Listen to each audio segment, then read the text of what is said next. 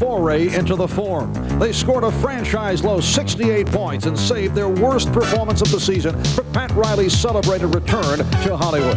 However, since that time, the Knicks have enjoyed several excellent outings, most recently last night's dominating victory in Philadelphia.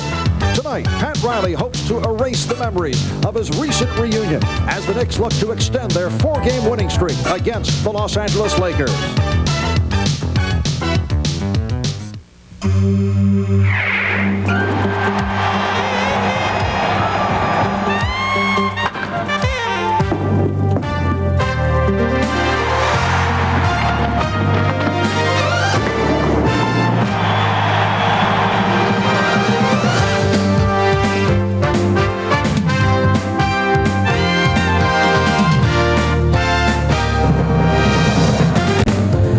Capacity crowd, better than 19,000 turning out at Madison Square Garden in New York for the New York Knicks and the Los Angeles Lakers. The Knicks at 39-23. They lead the Atlantic Division by 3.5 games in front of the Boston Celtics, while the Lakers at 31-29. They are battling to qualify for the playoffs in what has been a very difficult season. Hi, everybody. I'm Marv Albert along with John Andres, and for the Lakers, this is the start. It's game number 1 of a rugged 5-game Eastern swing, and to make matters worse, the Lakers are still without James Worthy, who's bothered by the sore knee, and even with Worthy in the lineup, the Lakers have certainly had more than their share of problems. It seems to be happening to the Lakers now at what appeared to be happening early in the season when they lost Magic. They held strong for a while, but they're kind of disappearing in the West right now, and they are not doing well at all. In fact, over the last 5 games since they met the New York Knicks in Los Angeles, the Lakers have really slid. They've only won 1 of those 5 against the New Jersey Nets, but now their scoring is their major problem, scoring only 96 a game over those 5, shooting the ball very poorly at 44%. And on top of that, Marv, your reference to Worthy has been dramatically changed in that late this afternoon he was put on injured reserve for the Lakers, which means he will not be back for another 5 games at least.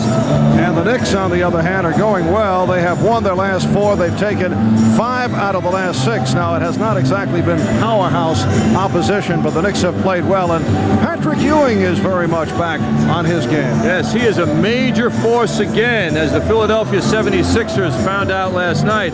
Patrick was truly in all-star form at the Spectrum last evening. He played like a forward on several moves, working out of the corner off the dribble. And in a situation matched up against Charles Barkley, he took him one-on-one with a dribble and went right over him. Patrick with a monster game last night. 29 points actually over the last 3 games, but last night it was 35. Over those last 3, he's really changed things around, though. He had a 14-point average going prior to that for 5 games, but lately it's been 29 a game, over 68%, 14 rebounds a game, and throw in a shot-blocking total of 5 a game over the last 3. He has been a monster. And the Knicks and the Lakers are concluding their pregame warm-ups. When we come back, we'll have the introduction of the starting lineups. The Knicks and the Lakers coming up from Madison Square Garden.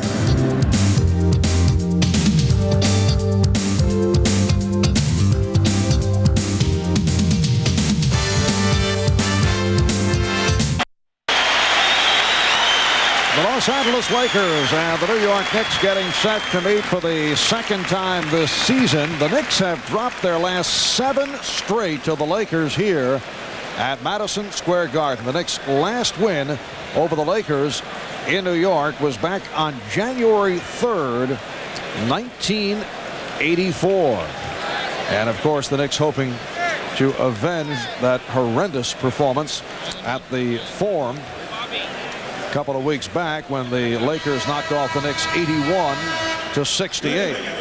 And now we are set for the introduction of the starting lineups. Tonight's game features the Los Angeles Lakers and the New York Knicks. Here are tonight's starting lineups. First for the Lakers, at guard at 6'2" from West Virginia, number 3, Sadeo Frank. At guard at 6'4" from Arizona State, number 4, Byron Scott. At forward at 6'9" from North Carolina, number 14, Sam Perkins. At forward at 6'9" from Oregon State, number 45, AC Green. 6'11" from Clemson, number 41, Eldon Campbell. The trainer is Gary Biddy. Assistant coaches Bill Burka, Randy Fund, and Jim Ryan. And the head coach, Mike Dunleavy. James Worthy is injured and will not play this evening. And now, please welcome your New York Knicks. At guard at 6'3" from St. John's, number 13, Mark Jackson. At guard at 6'6" from Tennessee, Chattanooga, number 21, Gerald Wilkins. At forward at 6'6" from Wichita State, number 32, Xavier McDaniel. At forward at 6'9" from Virginia Union, number 34, Charles Oakley. And at center at 7 feet from Georgetown, number 33, Patrick Ewing. The assistant trainer is Tim Walsh, the head trainer Mike Saunders. Assistant coaches Dick Harder, Paul Silas, and Jeff Van Gundy. And head coach for the Knicks, Pat Riley. So the crowd reacts to the introduction of the New York Knicks, and it was back on the 26th of February at the Forum. The Lakers knocked off the Knicks 81-68, spoiling the return of Pat Riley to L.A. We talked with Pat about the significance of tonight's game. Well, I think our players will remember they were embarrassed out there. Nobody wants to be embarrassed regardless of who it is, and I think we're going to come with a real strong effort tonight only because of that. And in that last meeting, the Knicks shot a season-low 34%, and the 68 points represented the Knicks' lowest point total since the inception of the 24-second clock. That was back in 1954. It was a nightmare for Pat Riley and the New York Knicks. And Irvin Magic Johnson, who was on hand for that particular game 2 weeks ago in L.A., is on hand here at the Garden this evening. He's already had his workout, Marv. He worked out before the game, which is his custom, and he looks like any other fan sitting there, very into it and excited. He was the prime offender last year when the Lakers hurt the Knicks badly at the Garden. And it was James Worthy who provided most of the damage against the Knicks in the earlier meeting this season. Darryl Garrison, Bob Delaney, Hank Armstrong working the game tonight. Ewing is hacked. So Patrick Ewing will go to the free throw line. Last night, Ewing with the 35.11 rebound performance, making his 500th NBA career game a very memorable one. Superstar performance, and Patrick is on his game tonight, not feeling the fatigue of the last day's game. Why the Lakers will be most concerned about him. As a matter of fact, in many ways, you think of a game like this as a real test of the conditioning of the Knicks. Very early in training camp, Pat Riley said he wanted the best conditioned team in the league, and tonight is a good test of that after that workout last evening. The Los Angeles Lakers have dropped 11 of the last 13. At one point, they had lost 7 straight. They ended that streak by beating the Knicks. And they come off the Sunday afternoon home loss to the Detroit Pistons by the score of 98-93. Lakers shot only 41%. Perkins had to change his shot. Kept alive, though. Oh, what a move by Eldon Campbell, hitting on the reverse, and it's the Lakers 2, and the Knicks 1. Eldon Campbell playing big. Oakley and Campbell with the box out. Eldon Campbell has had his ups and downs in his first 2 NBA seasons. Here's Sadell Threet, rebounded by Patrick Ewing. Mostly downs of late, though. He has not been scoring or rebounding or playing up to his potential. Mark Jackson giving the Knicks a 3-2 lead. Mark going for the steal. Threet handling the point guard duties. Byron Scott at the shooting guard. A.C. Green is up front with Sam Perkins and Eldon Campbell. Campbell, a second-year man from Clemson, first-round draft pick last season. Perkins able to get to it. Here's Green. A.C. Green led the offense against Detroit on Sunday afternoon. Xavier McDaniel coming off a good one last night against the 76ers. Green with 19 points, 12 rebounds on Sunday. Here's Ewing. It's the Knicks 5 and the Lakers 2. Among the many problems of the Los Angeles Lakers, the lack of offense. They average just under 100 points per game. That is 24th in the NBA. Here's Sam Perkins, 5-4. Knicks by 1. Lakers have reached the 100-point mark in only 29 of their 60 games this season, and they have failed to do so in 4 of the last 6. Not a good sign. McDaniel, it's the Knicks 7 and the Lakers 4. And Perkins a little soft on the defense, not putting any pressure on McDaniel. Ewing has to play him close because Perkins has the very good turnaround jump shot that he advertised a moment ago. 2.5 gone by in this first quarter. It's the Knicks 7 and the Lakers 4. AC Green was demonstrating his outside touch against Detroit on Sunday. Off the turnover, Jackson to the forecourt in a hurry, but the Lakers got back. And McDaniel was blocked by Campbell. If it's possible for the Lakers to be strengthened at all in this situation without Worthy, it's possible, according to their coaching staff, in one area. They feel they are a better rebounding team. Mike Dunleavy, Bill Burke there to the left feel that way because of the insertion of 3 tall guys now with AC Green and Campbell and Perkins. They're a better rebounding team. And Campbell rejects Wilkins. As an example of their strength inside. Here's Ewing. So Patrick Ewing will go back to the foul line. That's number 2 for Eldon Campbell. Eldon Campbell coming in to knock things away. Eldon at 6'11" has already established a presence in this game. Too many times this year there have been games when opposing teams don't even know he's around, but he's alive tonight. However, I think he will be making his way to the bench following that second foul. Vlade Divac is up and ready to check in. Vlade Divac, fresh from the injured list, reactivated. Tonight, the Knicks came to Los Angeles. He was out after undergoing back surgery.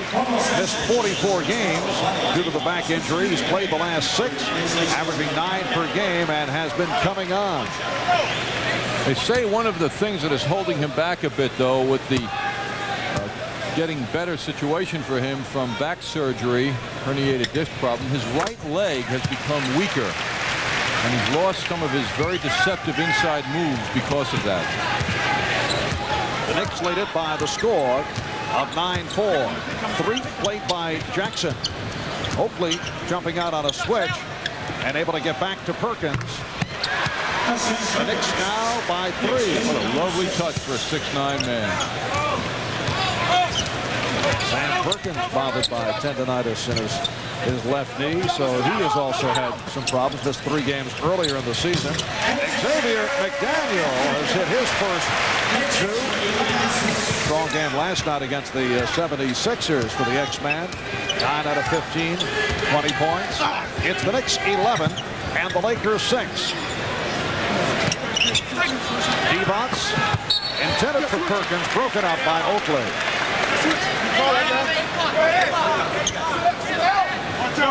The Lakers want Divac to bring his move back when he's down low facing the basket or facing his man back to the basket, where he would get the ball and spin quickly and turn to the basket. He's not executing that because of the reduced strength in his leg. Bill Burke was saying they'd like him to get the ball and on the catch move right in. Nice hook by Ewing, did not get the roll, and last touch by the Knicks, although Pat Riley did not agree, so the Lakers will get it back. Divac said he promised Bill Burke that he would try that move tonight. When he receives the ball, instead of hesitating, move right away to the basket. AC Green is fouled, putting the move on Xavier McDaniel. The Knicks commit their first team foul, and AC will go to the line. AC Green, one of the game's most effective offensive rebounders. This game is running plays that high energy style, non-stop motion, but has had to take more of the offensive responsibility, in particular with the absence of James Worthy. He averages 9 rebounds a game for the season, which is a number similar to Charles Oakley's average with the Knicks. A very strong rebounder and has established himself as one of the most reliable night in, night out players in the league. You know, when the Lakers look ahead, look down the line, and if they are to make some moves, he may be their most marketable player when you talk about salary cap, being able to fit certain people in. And there certainly are a number of teams interested in AC Green. There were many rumors over the summer and earlier this season about him being traded. Oakley able to hang in, and he drew the foul.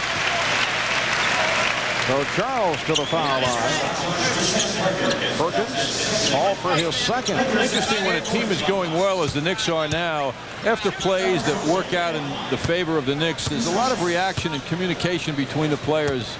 Slapping hands, kind of talking, coming together, feeling that the Knicks are advertising now on a regular basis. Knicks with a 12-8 lead.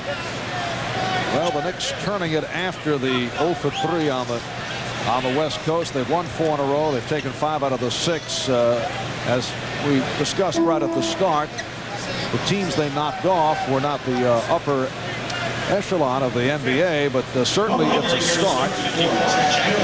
Jack Haley now checks in.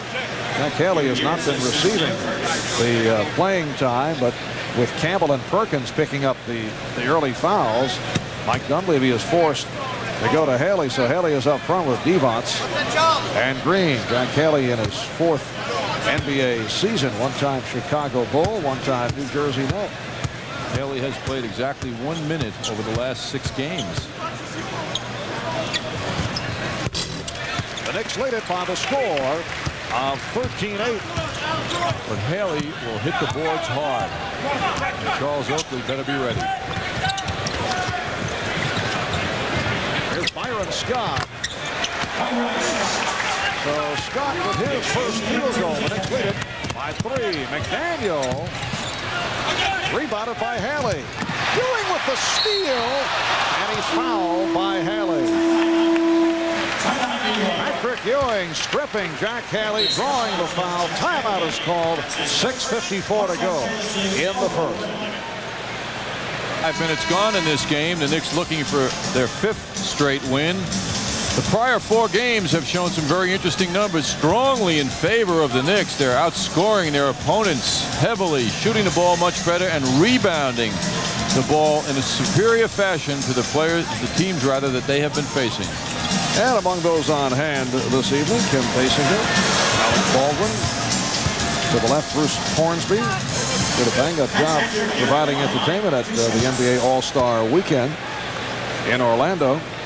Cameraman is focusing though on a singular individual. You noticed. And I was very happy he did. Patrick Ewing giving the Knicks a 4-point lead. 6:54 remaining in this first quarter. So Ewing already has gone to the line 6 times. He's 5 out of 6 from the line. He has 7 points. Sedell 3 handling against Mark Jackson. Haley up front now with Devonts and Green, Threet and Scott at the guards. Shot clock at 5. Threet going glass. So the Knicks now lead at 15-12. Knicks did a lot of switching very nicely, but at the end of the sequence they couldn't stop Threet.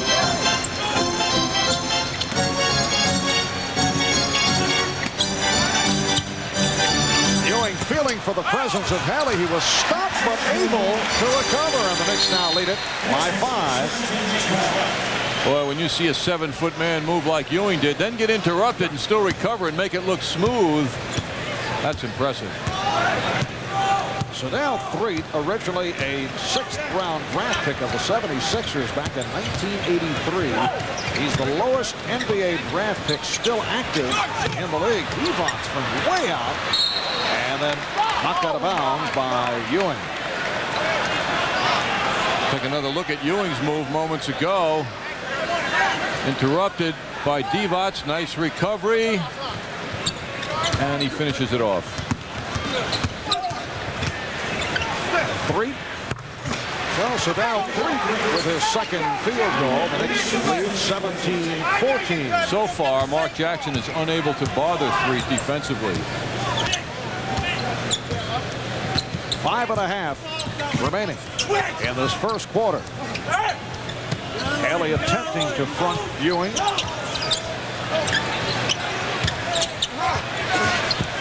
Another nice move by Ewing. He has 11. The Knicks lead it 19-14. Patrick Ewing may have some revenge on his mind off a very forgettable performance in the game against the Lakers in L.A. Here's Haley. Ewing got a piece of it, but Divac right there. Jackson. Yes. Well, Threatt's been daring him to do that. He's been laying off him, and Mark did the right thing and pushed that shot up. The Knicks lead at 21-16. In that 81-68 loss at the Forum, Ewing was 4 for 18, only 8 points in 38 minutes of play. One of Charles's poorest passes. He misses big time in that attempt to get the ball to Ewing.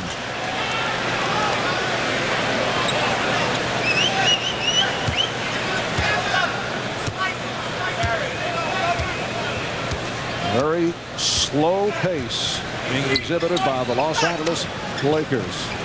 Showtime is a memory.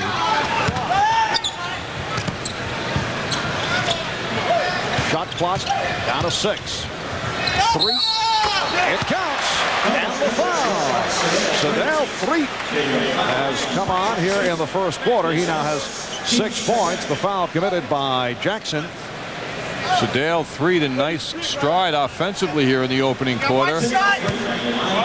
Driving, showing penetration, and then when he's cut off, stepping back and hitting that jump shot. I wonder if Byron Scott has been left out of the offense intentionally. He's a great shooter, and he's only touched the ball once or twice. You're saying there's something personal here? I don't know, but he's not being used very much, and he's perhaps their best shooter. Knicks by 2. Here's Jackson. Oh, Mark Jackson with a nice move, and he's given the Knicks a 4-point advantage. 3. And the Knicks with a 4-on-2. Jackson with a look away for Wilkins. The Knicks 25, the Lakers 19. In many ways, Ewing should get an assist. He kept the defense busy. You would think Jackson would have given the ball to Ewing, but he deceived everyone by going right to Wilkins. And a timeout taken by the Lakers. The Knicks lead the Lakers 25-19. A fast start for Patrick Ewing. He has 11 points. 3 out of 5 from the field, 5 for 6 from the line. Earlier we talked with Knicks assistant coach Paul Silas, who said that Patrick Ewing now has become an emotional leader of the club. Well, Patrick is, an inspirational leader now in both games against Philly and the Lakers tonight. He indicated how poorly we did play out in L.A. and as well as Philly, and he really wants to win, and he wants everybody to come with a focused attitude. So it's been great so far. He's been doing it both on and off the court. Apparently Patrick has been vocal lately, which is what the Knicks have hoped he would get to as the leader. And I assume that Paul Silas and the coaching staff feel that will have a very important impact on the team. Jack Haley with his first field goal. The Knicks with a 25-21 lead. 3 minutes remaining in the first quarter. Marv Albert, John Andres, Al Troutwood, Walt Clyde Frazier from the Garden before a packed house. Oh, nice move by McDaniel. He hit by Divac. Didn't take very much. I mean, Divac's very slow to react. I'm looking at a slight limp, perhaps. Knicks by 6. Lonnie Divac playing only his 7th game since he was reactivated from the injured list coming off the back surgery.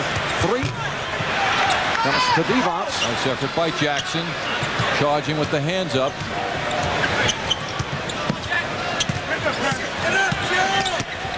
A dangerous pass. Poor pass selection there by Divac. He just flung it in the middle. The Knicks able to pick it off. Nice reaction by the X-Man.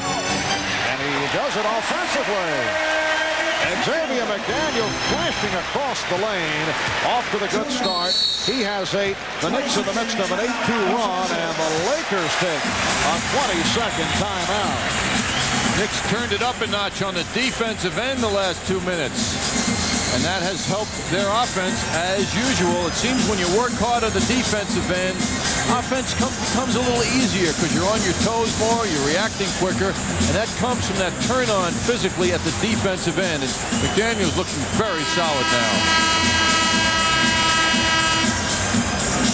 Freak going back for the last jump shot coming up moments ago that was. And on that last attempt to get the ball inside, McDaniel read Divac clearly, caused the turnover, and then got the reward, got his hands on the ball and sailed around Haley, and Divac had nothing to say about it as well.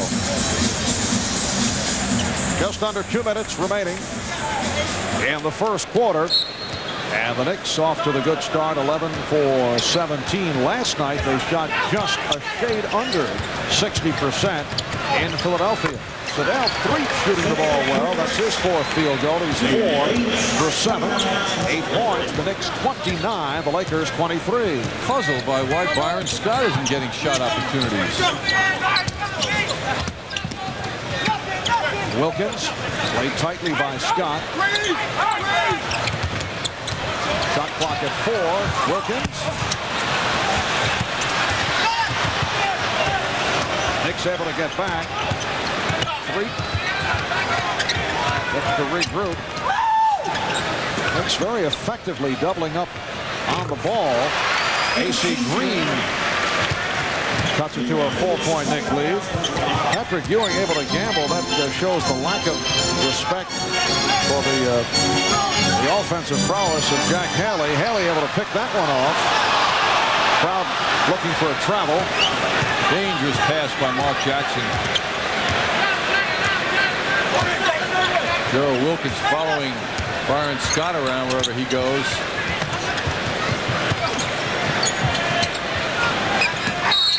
And Scott is held by Wilkins. Here's John Starks. Anthony Mason checking in.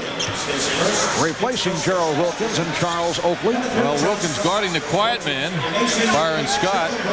And finally, Scott keeps moving, gets the ball. I think he just decided now is my time to shoot. I'm going to do whatever I have to do to get a shot up. And he has difficulty off the dribble, not known for setting up his own move. Divac going short, and it leads to this.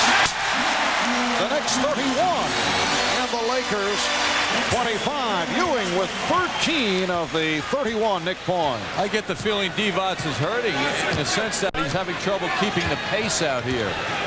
Breathing hard. Yeah, he still is lacking in the stamina department, and you can see on his face that he is having the difficulties, huffing and puffing at this point.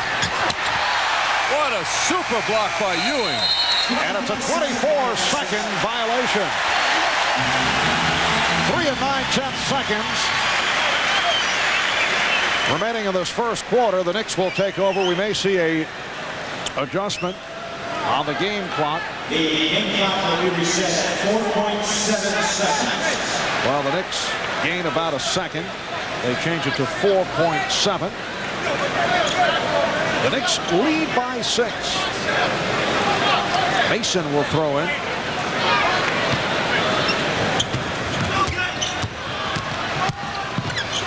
And Jackson gets it off and hits.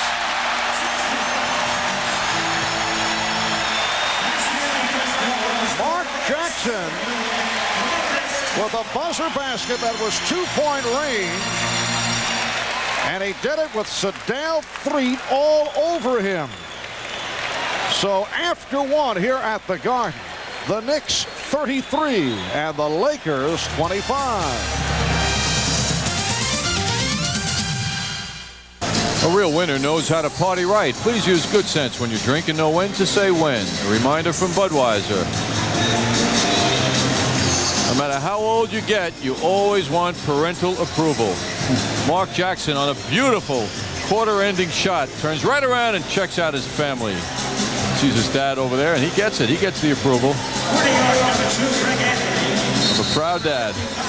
Mark Jackson able to score, although Sedale Threatt was draped all over him. The Knicks concluding the first quarter on a 12-6 run. They hit on 13 of 20 from the field for 65% shooting in the first quarter, and they lead 33-25. Kiki Vandeweghe has come on along with Greg Anthony. It's Ewing, Vandeweghe, Mason up front. Anthony and Starks in the backcourt. Sam Perkins back on the floor for the Lakers. Terry Teagle has come on for the first time. Three is blocked out by Anthony. Sedale Threatt has been the major offensive threat for the Lakers. He's the high man with 9. Anthony known for defense. Last night it was offense, however, but he's right back into his defense, trying to shut down Threatt. Had Magic Johnson been able to play, Sedale Threatt would have been an excellent backup point guard. But as it turns out, he is the man now. And can't even begin to talk about comparisons. Although right at the start of the season when the Lakers got off, as Perkins' pass is picked off by Vandeweghe. The Lakers surprised people without Magic playing well at the start of the year. Mike Dunleavy made the statement, if we didn't have Sedale Threatt, we'd be a potential lottery team. Well, now they are a potential lottery team, the way things have gone. And even with a winning record. And Threatt's pass carries out of bounds. AC Green arguing the Knicks deflected it out, but the Lakers are in jeopardy of not making the playoffs. They've made the playoffs 31 of the past 33 years, missing in 1975 and 1976, and they are in serious danger of missing out on the playoff sweepstakes this season. John Starks extends to the biggest lead of the night. Knicks by 10. And there are some who feel perhaps, of course, the players may not feel the same way, and certainly Mike Dunleavy doesn't, but well, maybe he does and would admit it. Haley missing. Green not able to hit. Green on the follow, and a loose ball foul has been called. But this club might be better off not making the playoffs and getting into the lottery. Can you imagine if a Shaquille O'Neal decides to come out this year? I think it's worth it for the Lakers to think that way. If they could get him, it's a potential Kareem follower for many years to come. There's Charles Oakley back. Oh, they get Shaquille O'Neal. They're right back with the supporting cast that they have, and a move or two along the way. But certainly players are not going to lose games on purpose. When you consider many of these guys are thinking, I might not be back here next year. What do I care? Here's Threatt. And that's a three-pointer by Sedale Threatt. The Knicks lead it by 7. He certainly looks better than average out there in this first half. Threatt with 12 points. Anthony on the hesitation dribble. Rebound Oakley. Green felt he was pushed. AC Green took a shot on the bridge of the nose. From Oakley, I would imagine the pain will linger. How about Oakley with that left-handed follow-up? The Knicks lead 37-28. Teagle being played tightly by Starks. Perkins with the open shot. And the Knicks now lead at 37-30. Sam Perkins played for just a short period of time in the first quarter, picked up 2 fouls, and he sat down, as did Eldon Campbell. Starks lost it. Threatt has a fast break. Teagle on a fadeaway. And that's what Teagle has done this season. He has faded away. He is not making those jump shots. Terry Teagle had a disappointing season a year ago. His first as a Laker, shot only 44%. Not able to get it going in the playoffs, in particular in that championship series against the Chicago Bulls.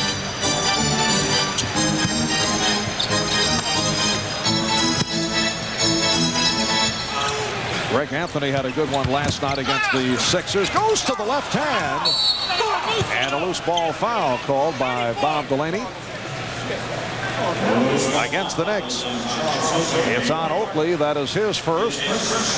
Well, you mentioned the Lakers as a possible lottery team, despite the fact they have a winning record. Well, part of that reason is due to the fact that they play in the toughest division in the NBA. The Pacific is wild this year. The Lakers are 5th out of 6 teams in the Pacific, a very tough division, and still they have a winning record. They are just a half game in front of the Los Angeles Clippers, who are coming on. I should say 5th out of 6 teams that have 500 or better records. Starks getting inside. Try to draw the foul. Oakley behind the back to Mason. Oh! Goes Oakley off the boards, feeding Anthony Mason behind the back. AC Green comes right back. It counts. And the foul. Tremendous end-to-end sequence. That sequence wasn't as glamorous as prior Lakers fast breaks, but it got the job done. Oakley, watch this pass. Hang around Mark Jackson long enough, and sometimes these things happen. But the Lakers respond like the Lakers of old. Not as speedy as in the past, but the ball gets up court for a very fine response. Now, that was actually a jump behind the back pass tossed by Oakley. The Knicks now lead it by 6. Foul shot was hit by Green. Here's Vandeweghe. And knocked out of bounds by Haley. Substitutions for the Lakers. Tony Smith, second-year player from Marquette, has come on.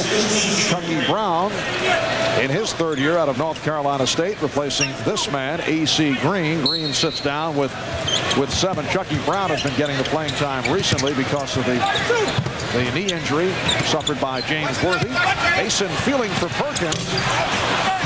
Rebounded by Perkins. Smith with the ball. Smith and Teagle now in the backcourt. Haley, Perkins, and Brown up front. Perkins and Oakley in a battle. Last touch by Perkins. Good play by Oakley. You look at that Laker lineup now. You look at it seriously. Only Sam Perkins belongs out there wearing that Laker uniform at this point of a game. The other players out there are guys that would be playing in the latter part of a game where the decision has already become obvious. Knicks by 6. Anthony tried to catch the Lakers sleeping, went right at them, and a foul is called on Anthony.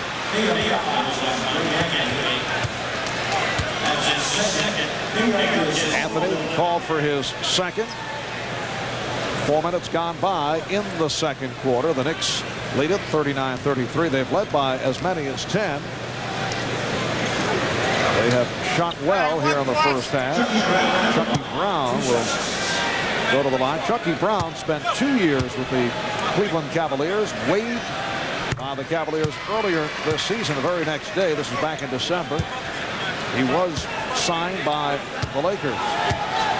Originally a second-round draft pick at Cleveland, and was in the starting lineup for a good portion of last season for the Cavs.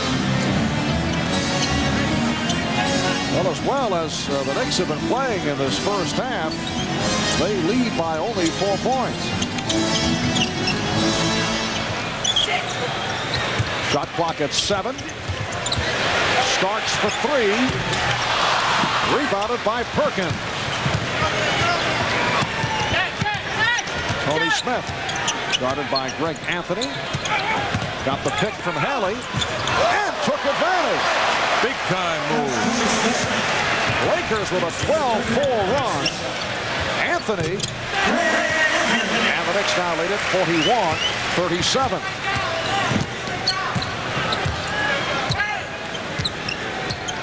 Anthony complaining about the hand slapping of Smith, who did not like the hand checking of Anthony. Teagle called for the offensive foul. The basket will not count. It will be Nick Ball, but first, a timeout call. 6:54 to go, first half. There's Hall of Fame coach Red Holzman, who is still, it should be pointed out, still getting over the stress of dealing with the one prima donna in his Legends game lineup Saturday night. And for those who may have missed hole number 54, John Andres playing the Spencer Haywood miscue and hitting for his one bucket for the night. And John just tried to casually run down court as if he does it all the time. Great moment in time, Marv. I'm sorry you weren't here, but I have the power to get you a tape of the game, plus my comments while playing. One look for me, I think, Captain. Congratulations. A very nice follow. You were very alert as the ball carried through the hands of Spencer Haywood. Here's Vandeweghe as we resume. The Knicks with a 41-37 lead on the Lakers. 6:35 remaining in the second quarter. But Red treated you well, I'm told. Top classy manner. I can see why he was such a fine coach to play for. Chucky Brown bringing the Lakers within 2. Mark Jackson is back. Jackson and Starks in the backcourt. Patrick Ewing has returned. He's up front with Vandeweghe and Mason. Ewing had the big first quarter, 13 points. Now 15 for the game for Ewing. And the Knicks lead 43-39. Boy, the Lakers soft inside. That exchange of passes just lost the defenders. Siegel set up by Smith. And the Knicks lead by 2. Here's Jackson throwing it back out. Now Jackson played on a switch by Brown. Vandeweghe shaking off Smith. Nice move. Kiki Vandeweghe hitting on the drive. Able to extend. And he extends the Knicks lead to 45-41. He's such a great shooter on the outside. He demands people guard him closely, and then the defense has to deal with him driving. It will be Nick Ball on the turnover. Xavier McDaniel and Gerald Wilkins back on the floor. Eldon Campbell getting set to check in. But Gerald didn't get much of a workout last night. Lakers turning that ball over 2-1. Gerald only with 16 minutes of play, mainly because of the fine play of Starks. Oh, what a hook by Patrick Ewing. That's a shot he's been working on. Ewing has 17, and the Knicks lead it 47-41. Patrick's version of an L.A. Kareem Abdul-Jabbar skyhook. How many players do you think in the NBA these days, as Perkins is able to connect, can shoot the hook shot effectively? I know you've been harping on it to the point of boredom, John. I know it's one of your favorite shots. You'd like to see more big men use it as part of the repertoire. But how many guys do you think are actually effective with the hook shot? Well, if I had to take a guess, Marv, I'd say no more than 5. I can't name them right now, but very few. Here's Brown. Talk about unusual shots. Sam Perkins has made 2 long jump shots tonight as Eldon Campbell returns, flat-footed. How many people do you see shoot flat-footed shots like Sam does these days from a considerable distance? I'd say no more than 5. I can't name them right now, though. Perkins again. Right on cue. Can you say something? I'm sorry. Concentrating on the flat-footed jump shooter. The Knicks lead it 47-45 as we come up on 4 minutes to go in the first half. McDaniel working off the screen, being played by Campbell. Chucky Brown is caught on Ewing with the switch by the Lakers. And it's that was a 24-second buzzer, but the Lakers able to get to the rebound. Brown's pass broken up by Mason. Here's Wilkins, fed by McDaniel. The Knicks lead it 49-45. I'll tell you right now, in a breakaway situation, that's the first time Gerald Wilkins hasn't dunked the ball. Campbell rebounded by McDaniel. It's a 3-on-2. Mason from Jackson. Knicks lead 51-45. The Knick break has been extremely effective in this first half. They've run the court well, usually with Mark Jackson on the floor. Pushed the ball well. Lakers take the timeout. 3:05 remaining in the first half.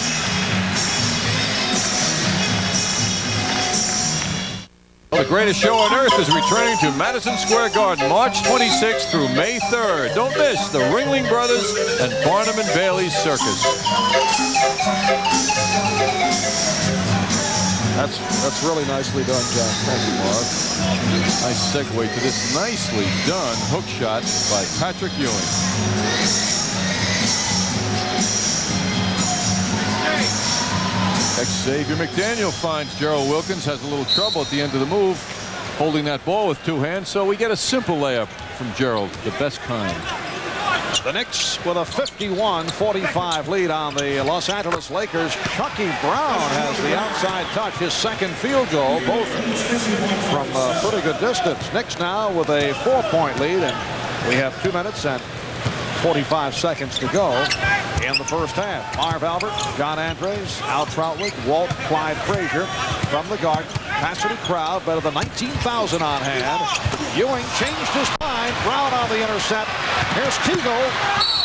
And a good foul is given by Jackson.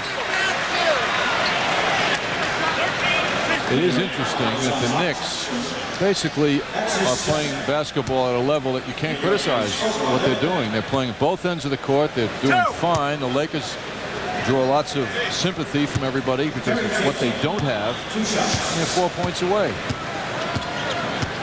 Here's Terry Teagle. Charles Oakley returning, replacing Anthony Mason. Both clubs shooting well at the line. Terry Teagle spent time in Houston, Detroit, Golden State, 5.5 years, and then the Lakers, but never got it going consistently with the Lakers after signing as a free agent.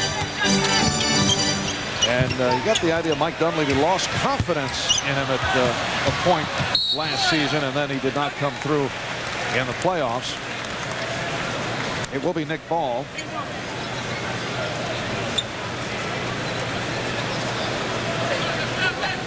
The Knicks are back to their starting lineup. Jackson and Wilkins in the backcourt. Oakley, Ewing, and McDaniel up front. Oakley. And it's McDaniel on the follow as Charles hit the deck again, trying to draw contact and missed the layup. The Knicks with a 53-49 lead. Teagle's a scorer, and last year he fell to his career low of 44%. That is the reason why he seemingly has lost the touch. And a hacking foul is called. Chucky Brown has played well here in the second quarter. McDaniel called for his second, so Brown will go to the line. He has been very impressive, very considerable amount of confidence being shown by Brown out here in the first half.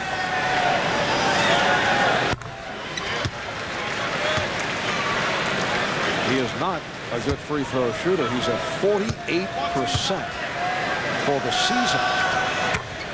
Looking very smooth from all angles, though, here tonight. Bad signs for the Knicks. Some people are stepping up offensively, like Freed and Chucky Brown.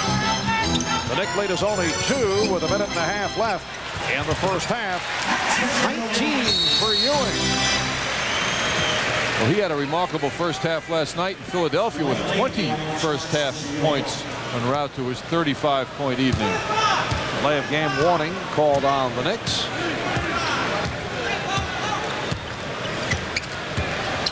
Both clubs have shot well in this first half, both over 50% from the field.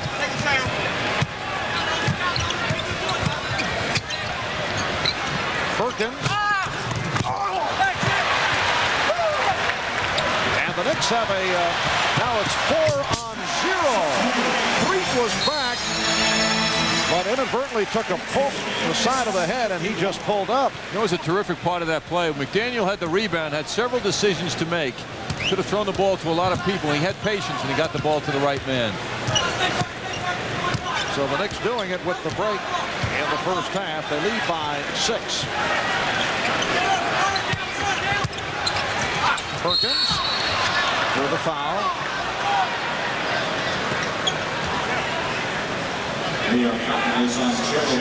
Wilkins trying to help out, called for his second, and Sam Perkins will go to the line. He's an 83% free throw shooter. Perkins averaging 16.5 per game. The leading scorer for the Lakers is James Worthy, just under 20 per game.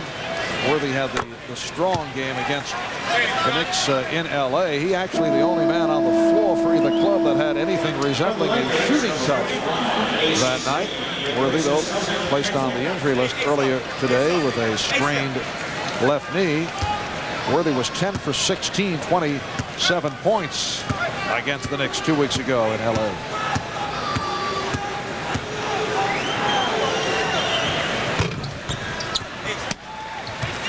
Knicks 57, Lakers 53. 40 seconds remaining in the first half. Oakley set to pick. Crowd getting impatient. Well, Gerald does this many times, and the crowd recognizes it. Holds the ball too long, goes nowhere with it. Now from three-point land, throws the air ball. It's a 24-second violation. Not a happy possession for Gerald Wilkins. It will be Laker ball with 19 seconds remaining in the half. And Mike Dunleavy screaming out hole for one. Down to 10 seconds. Three checking with Dunleavy over the bench. Down to 5. Ewing jumping out. Perkins. And it's a reach, and Oakley thought it was all ball. The foul is called with 1 8/10 seconds remaining in the half. Oakley called for his second. Magic Johnson taking all the action in at courtside. Seems like yesterday, a year ago, when Magic wowed the crowd while leading the Lakers to victory, and then said how much he'd love to play in New York. And the crowd is reacting as Magic is now being shown on the Garden Vision.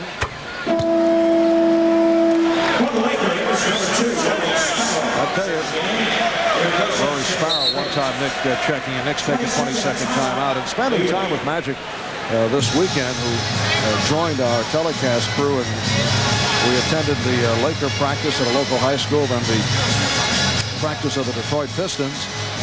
It was as if we were traveling with a rock star throughout Los Angeles. Amazing reaction to this man, and he handles it so well. Similar to your style, John. Handling it so well as you did Saturday night here for the Lakers. The autograph hounds are always welcomed by Magic. That's what I find interesting. And he's very gracious with everyone. 1 8/10 seconds remaining in the half, and the Knicks with a 3-point lead coming up at halftime. Bob Page at the MSG Sports Desk, and Alan Walt will have halftime highlights. The Lakers 13 for 13 from the free throw line. High-point men of the game. Sam Perkins with 14. Patrick Ewing with 19. Here's Jackson. Look over to his dad that time. Yes, Mark hit at the end of the first quarter with a heave, and then did check for, as you mentioned, the nod from his father. So at the half, the Knicks lead 57-55. The Knicks playing a very entertaining and methodically interesting first half, but for all their efforts, they only lead the Los Angeles Lakers 57-55. Patrick Ewing continuing his great play over the recent stretch of games. 19 points to pace the Knicks, but it's a tight one heading into the second half. Lots to talk about, but first, Bob Page is at the sports desk downstairs. Thank you, Al. Good evening, everybody. A perfect 4-0 since Larry Bird returned. The Celtics are playing in Miami tonight, and things are not going well. The Heat leading Boston 71-64 in the third quarter. PGA long ball star John Daly not partying tonight, just watching the game. And you don't see things like this too often. The rebound right off Reggie Lewis's body into the hoop. Chris Ford saw about everything else go right in the opening quarter, though. That's Ed Pinckney on a pass from McHale. Three-point play. Boston by 12 after one. Second quarter, Miami rallies. Grant Long steals from Bird to Bimbo Coles. The Heat were down just 2 at halftime, and then Miami started the third quarter with an 11-0 run. Ronnie Cycli, nice move for the layup, and Miami on top of Boston by 7. Good matchup at Cleveland tonight, where Lenny Wilkins and the Cavs are playing host to a Phoenix team that had lost 7 straight on the road, but off a Mark Price air ball, Kurt Rambis to former Iona standout Steve Burt lays it in, part of a 28-7 Phoenix run in the second quarter. Cotton and the Suns led by 8 at halftime, and there you see the current score, 65-all. From multi-millionaire NBA superstar to drug-plagued CBA refugee, the pathetic story of Roy Tarpley now has another chapter. He makes his minor league debut tonight as a member of the Wichita Falls Texans. This is not about the Dallas Mavericks. This is not about my teammate. This is about Roy Tarpley, him getting his life back together. I'm sorry what happened. I feel terrible about it, but life goes on. I'm the type of person, I live into the now. What happened then, I'm trying to just move forward. So, that's where I'm coming from with that. I know I hurt them. I hurt myself more. I lost everything. They didn't. They still got it going on. I'm sorry they losing. This is about me and me trying to get back into where I was. Later this evening, the Nets try to salvage the final game of that 4-game Western swing, but it won't be easy as they have to play at Oakland against the Golden State Warriors. In the Patriot League Championship game at Lehigh, Pennsylvania tonight, Fordham leads Bucknell 57-51 with about 6.5 minutes left. The winner gets a guaranteed berth in the NCAA tournament. I'll have more right after this.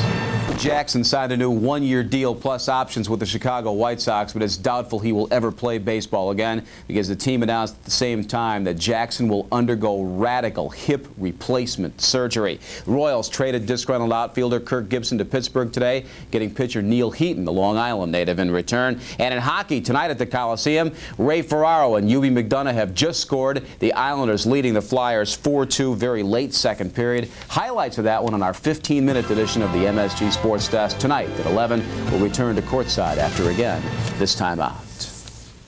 Of Sting, Alec Baldwin, Kim Basinger, and John Andres. The Knicks lead the LA Lakers by the score of 57-55. The leading scorer summary, as always, brought to you by your Tri-State Jeep and Eagle dealers, Advantage Jeep and Eagle. Patrick Ewing, another strong first half, 19 points overall. Good shooting, 7 of 9, but only 2 rebounds, interestingly enough. Xavier McDaniel also impressive, 5 of 7 for his 10. Mark Jackson had 1 buzzer beater at the end of the first, included in his 8. Over to the LA Lakers story. 2 men really. Sam Perkins, 14 points for the Lakers, 5 of 7. Sedale Threatt with 12 points, 5 of 8, and a point a minute for Chucky Brown. 8 minutes, 8 points. It is interesting, as we're joined now by Walt Frazier, to talk about the Knicks' effort, which really was impressive. And then you look up at the scoreboard, and here we are, a 2-point game. Yeah, the Lakers regained their composure. Early on, they were in disarray. The Knicks exploiting them inside, especially Patrick Ewing. But the tenacity of the Lakers on their defense started to give them transition hoops. We have the video story of the first half. Highlights brought to you, as always, as well, by Minolta, creators of the world's most responsive SLR cameras, the new Maxim XI series. Early on, Patrick Ewing just took it at everybody who faced him. In this instance, it was Jack Haley. Yeah, it was a Ewing doing confections inside for Patrick. Here, watch him utilize his quickness to beat Haley inside. Haley only 6'9", so no problem for Patrick. I thought by now you would have run out of rhymes for Patrick Ewing. Guess not. Okay, let's move on. Gerald Wilkins using the Knick fast break, which was another positive note for this team, moving up the floor with confidence. Yeah, the Lakers here losing their handle. The Knicks have been very cohesive in transition. Jackson, Gerald huffing and stuffing along the baseline. Clyde, I know you have something that goes with Sedale Threatt's name. Yeah, he's been a treat. Sedale Threatt, he's one of those erratic or dramatic players. The first half, he's been very dramatic. Here looking to work the 2-man game with Haley, but he pulls up for the jumper. Jackson also fouled him. So, see, they're all igniting the Lakers. Now, why aren't the Lakers getting any help in the middle? Well, Eldon Campbell is one of the reasons why. He's been a downer most of the season. We're going to see one of his season highlights here. Yeah, he's 6'11", an extraordinary leaper there with the provocative stuff. Well, he starts in the middle, but Eldon Campbell only got 6 minutes from Mike Dunleavy. So, Clyde, now heading into the second half, we've talked an awful lot about the Knicks wanting to prove to Pat Riley that in a game against his former team, they can rise to the occasion. After a half, we can say that mentally and physically they came ready to play, but the game is tight. Yeah, that's true. They remain steadfast. I think their defense was the catalyst for them. The Knicks have to continue to go into Ewing, but tighten up their defense to force the Lakers from transition. All right, that'll do it for our halftime story. When we come back, Marv Albert and John Andres are standing by at the half. It is the Knicks 57, the Lakers of LA 55. It's just about 5 games ago that Patrick Ewing endured his driest stretch of the season, but he is back and back powerfully. 19 first-half points, Knicks by 2. Interesting question. Is Pat Riley and the effect that he has had on other great players in this league any different than Patrick has felt from his previous coaches in the NBA? No, not really. I don't think he treats me any differently than any other coach has treated me in the past. Well, the only difference is now, if he has a problem, instead of using an assistant coach or some other ways to let me know what he feels, he'll come to me and tell me, the way that he feels. And, if he's happy about something or displeased about something, he'll come to me and tell me. In Golden State, and according to his coach and the rest of the assistant, they felt that I wasn't putting forth the effort, even though I disagreed. But I mean, I think that I appreciate the way that he went about it. He came to me and he told me that the way he felt, instead of using a roundabout way. He confronted me as a man, and I respected him for that. Moments ago, Magic Johnson walked across the floor to a huge ovation, and you wonder if we'll get a chance to see Pat Riley hug Patrick Ewing in a shower of champagne the way we've seen him do it to Magic Johnson so many times before. We'll see you in the post-game report right now to Marv and John. All right, Al, and a look at some of the first half statistics. Both clubs shot well. The Knicks at 54%, 25 for 46. And the Lakers coming out of the second quarter got it to 51%. Free throw shooting superb in the first half. Well, that's a good sign for the Lakers, who are hanging tough. Also, the turnovers down for the Knicks, doing a good job in that department. Points off turnovers. Knicks making the most of the Lakers' few turnovers by getting 14 points. They ran the court very well. Dutch Boy in the paint tells us the Lakers 19 points down low. The Knicks almost double that. Knicks doing much better, though, at their rebounding and second chance points. The numbers seem to point to a Knicks 12-point lead in the first half, but it is not that way. Only 2-point lead. Byron Scott thought he was fouled. Byron Scott not able to get into the offense in the first half. Took only one shot, and he hit it. Here's Jackson. Rebounded by Ewing. Had a clear path to the basket. So Ewing continues his assault. He now has 21. Knicks doing very well at the offensive end, shooting the ball so well, but they must work harder on defense. That turnover number for Los Angeles, the 10 turnovers in the first half, is a high one. They commit the least amount of turnovers per game, averaging just under 13 turnovers per game. Wilkins called for that foul. That's his third. And the Lakers get the new 24. Sedale 3. And Byron Scott in the backcourt. Up front, A.C. Green, Eldon Campbell, and Sam Perkins. Just getting started in the third. That's a reflection, that turnover statistic that you mentioned, Marv, on this man with the ball. Plays 36 minutes a game. What a bad shot. And yet the backboard comes to his rescue. He plays 36 minutes a game and only averages 2 turnovers a game. I think it also has to do with the fact that the Lakers, in the absence of Magic Johnson, have slowed down the attack. While they may be more effective with the showtime, they would also turn it over in that philosophy. Shot clock at 4. McDaniel, yes!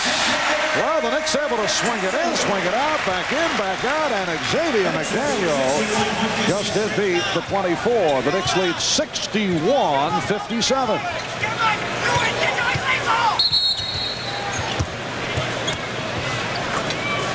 And the official away from the ball, Hank Armstrong, indicating illegal defense against the Knicks for the first time. What ball movement. One pass. Ewing inside. Jackson sees big people around him. 2, 3, 4, 5 passes. Out to the 6th pass. Make it 7, and Xavier McDaniel finishes it off. Threet with a fadeaway. Oh, so now Threet with 16. The Knicks lead at 61-59. Well, the Lakers are not feeling sorry for themselves. They came here to do a job to win this game, and they're right on schedule. The Lakers start of a 5-game Eastern swing. Xavier McDaniel has had the touch. He's now 7 for 9 for 14 points. The Lakers will face the Hawks at the Omni in Atlanta tomorrow night. Friday, it's on to Cleveland. Saturday at Washington. Next Monday at Indiana. They return home Wednesday, March 18th, a week from tomorrow, to go up against Portland. Perkins is fouled. Ewing charged with his second. Perkins doesn't look like he's working hard. He's so fluid in his movements, but he's really hurting the Knicks tonight. 14-point first half, 5 out of 7. Sam has that sleepy look. In fact, I recall a conversation I had with him, and he will begrudgingly admit, and he is working hard, even though he doesn't give it off. He once fell asleep on a date tonight. Something you might be able to relate to. He does admit it. It is a that's great. Yes, a tale that he in a weak moment will talk about, but he did. Fell asleep on a date. Find that young lady. Should have been a very long date. Yes, it may have been. 2 hours. As I said, you can certainly relate to that. Personality. I didn't hear you. 3 minutes gone by in the third. Eldon Campbell able to sweep the boards. And Threet accelerates and drew the foul. Something has to be done about this man. Sedale Threet is getting his way. Sedale turning it on, made it clear what his intentions were, and he succeeded in drawing the foul. McDaniel picks up his third. 3 apiece now on McDaniel and Wilkins. Sedale Threet, an 83% free throw shooter. You know, swimmers often shave their hair so they can be faster in the water. I wonder if guys like Sedale and Xavier feel like they're faster. They get that extra half step with that haircut that they give themselves. Well, there's a question that you might want to pose next time you see Sedale. Good, intelligent question. I'll remember that. It's the Knicks by 1.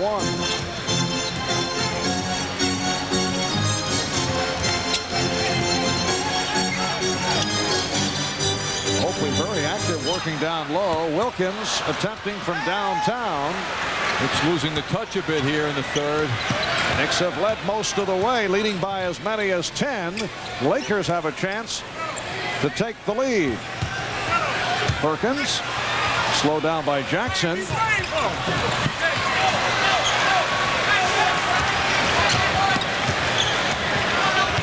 Jackson clearing out the right side.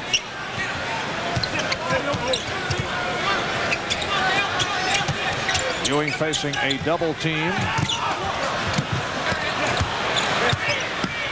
Jackson. So Mark goes to the jump hook and gives the Knicks a 65-62 lead. Big people make assumptions when a lot shorter people are near them. They think they're not going to shoot. Jackson surprises people like Eldon Campbell, who was right next to him, didn't even have his hands up. Scott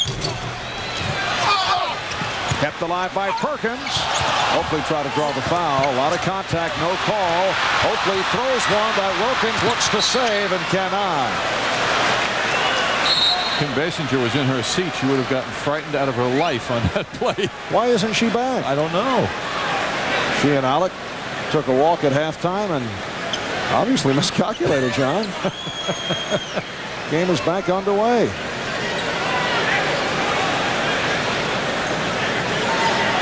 Four and a half minutes gone by in the third quarter.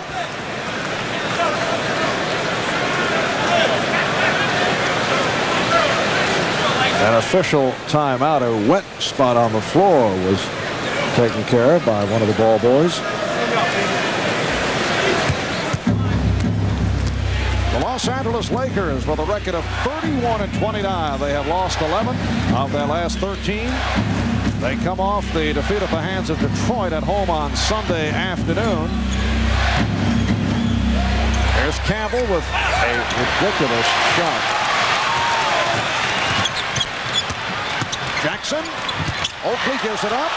Ewing. Yes. Charles Oakley has had two of the niftier assists of the game. And the Knicks now lead 67-62. Patrick Ewing has hit his last 8 field goal attempts.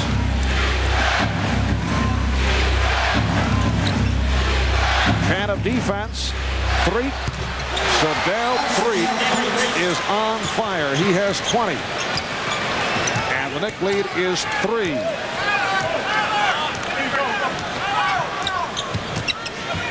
So Dale daring Jackson to take the jump shot, staying way off him. McDaniel. Oakley on the rebound and gets it out. Jackson.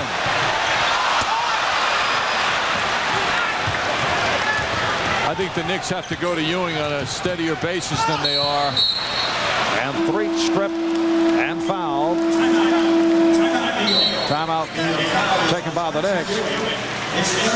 Foul was called on Ewing. Drink responsibly, because friends know when to say when. A reminder from Budweiser. Take that, you Laker girls.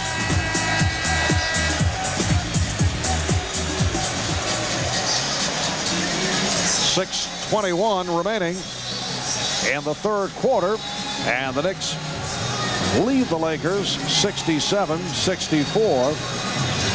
And John, I'm told by Howie Singer, the electronic wizard, that Fordham has defeated Bucknell 70-65, and the Rams have done it. They're headed to the NCAA. Congratulations, John. Thank you by extension, Marv. I'll accept your graciousness. It's been a long time since Fordham was in the NCAA. Big thing for them too, because they started off with a very poor season, very disappointing start to the season, and finished so strong. In the fourth quarter, Miami leading Boston 91-84. Celtics have won 4 in a row with Larry Bird back in the lineup. And coming into tonight, the Knicks 3.5 in front of the Celtics. Celtics trailing the Miami Heat in Miami in the fourth quarter. The Knicks lead is now 1. We're halfway through the third.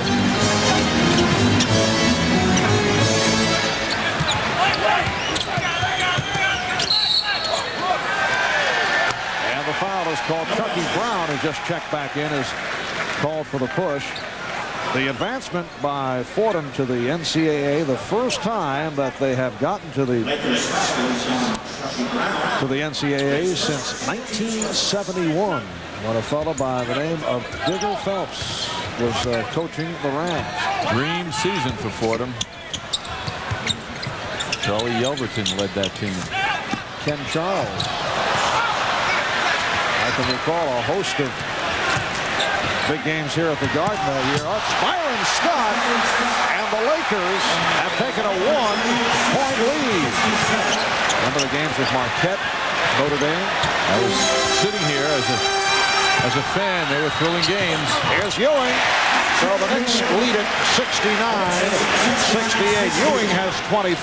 Despite the 25, which is a very big number at this point in the third quarter, Ewing should get the ball more. He's being guarded by a forward, Sam Perkins.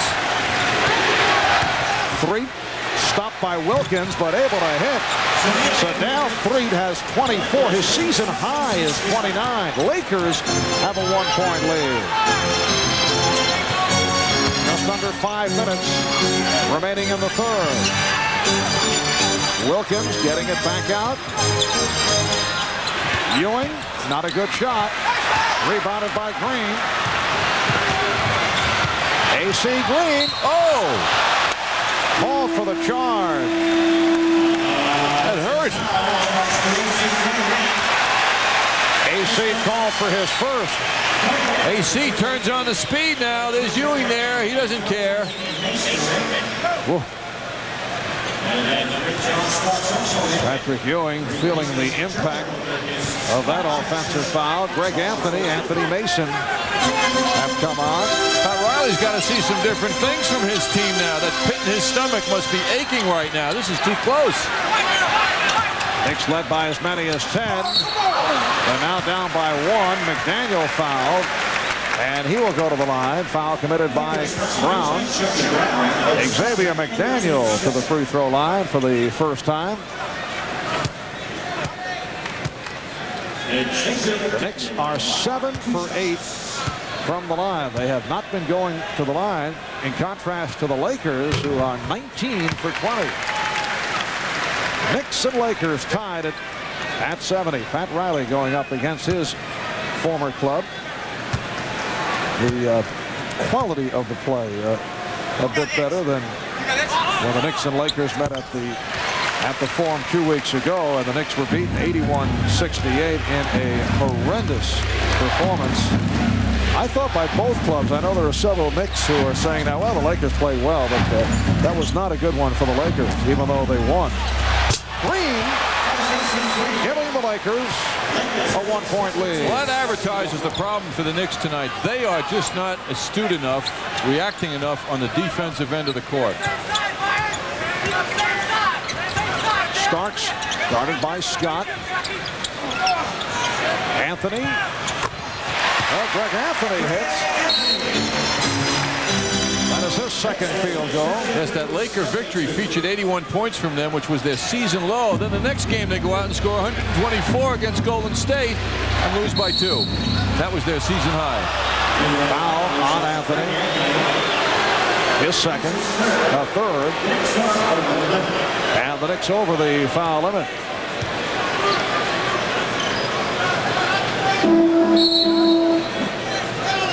.345 remaining in the third quarter, and the Knicks with a 1-point lead. Now let's go to Bob Page. Marv Fordham is going to the NCAA tournament in Lehigh, Pennsylvania tonight. The Rams kept Bucknell at bay all evening, winning the Patriot League championship game as Nick McArthur becomes the first Rams coach since Digger in '71 to go to the big dance. All right, so Dale Threet has tied the game at 73. And now the Lakers lead by 1. Basically, Marv, what Pat Riley has done is put in a defensive backcourt. That's what he's thinking with Starks and Anthony. They need better defense in the backcourt.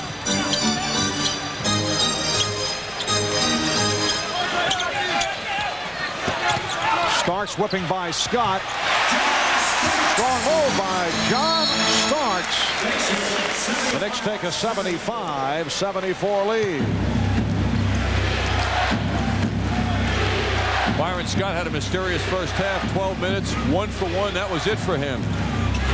He's a reserve they have, and he could hurt the Knicks.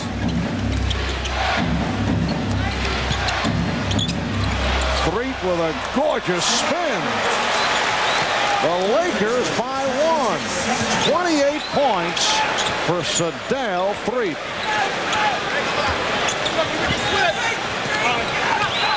Starks. Oh, that's a tough angle jumper. Rebounded by Perkins.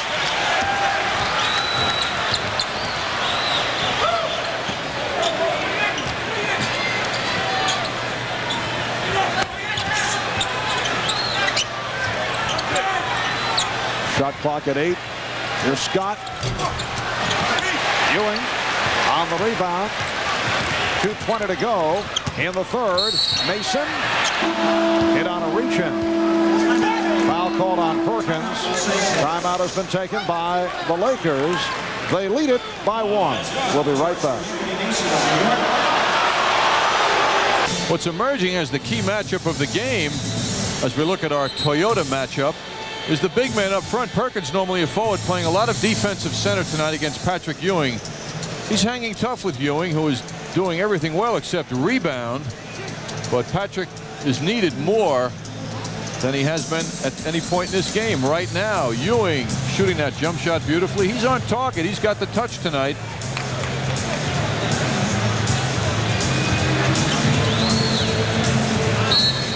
And apparently the foul call was changed. The indication number 14, it was not against Perkins, number 14. It was on Mason, number 14 for the Knicks. Now Anthony picks up his fourth. Knicks are over the limit. And Sedale Threet will go to the line. He's 7 for 7 from the line. Well, Sedale, the ideal backup point guard to Magic Johnson, is showing the Knicks a Magic Johnson performance tonight, particularly on the offensive end. 29 points now for Sedale Threet. That matches his season high, his career high, 36. So that's 30 for Threet. Magic checking out Sedale Threet, who was acquired by the Lakers from Seattle for second-round draft picks in 94, 95, and 96, and it's Threet again. And Pat Riley wants a 22nd timeout. Lakers with their biggest lead of the night, a 5-point margin with 1:59 remaining in this third quarter. Well, Starks mishandles the ball. 3-on-1 goes in the direction of the Lakers, and Threet succeeds with his speed. This program is authorized by Madison Square Garden Productions Incorporated solely for the entertainment of our audience, and any publication, rebroadcast, or other use of the pictures, descriptions, and accounts of this event without the express written consent of Madison Square Garden Productions Incorporated is prohibited. The Los Angeles Lakers in the midst of an 18-8 run, and this has been the key man, Sedale Threet. 11 of 14 from the field, 32 points. He's 9 for 9 from the foul line. John Starks is berating himself ever since he fell down and lost that ball. Let's see if he doesn't overplay his hand now. Patrick Ewing able to convert on the bounce pass. Greg Anthony. And the Lakers now lead at 80-77. 27 for Ewing, who's hit 11 of 14. Starks' job is defense. He's often said, I'm at my best when I play defense. Starks trying to pick the pocket of Threet, who fires. A rare miss. Rebounded, though, by Scott. Here's Byron Scott. He is stripped. Now realize Scott took that rebound from behind Xavier McDaniel. That shouldn't happen.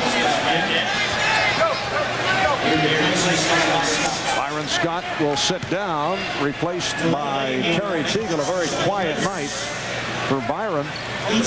2 for 5, full points.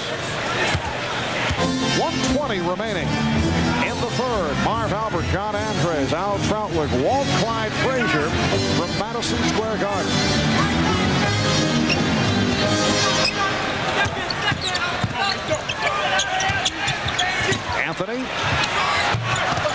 Anthony on the foul, and a foul called on the Lakers. AC Green hitting his second.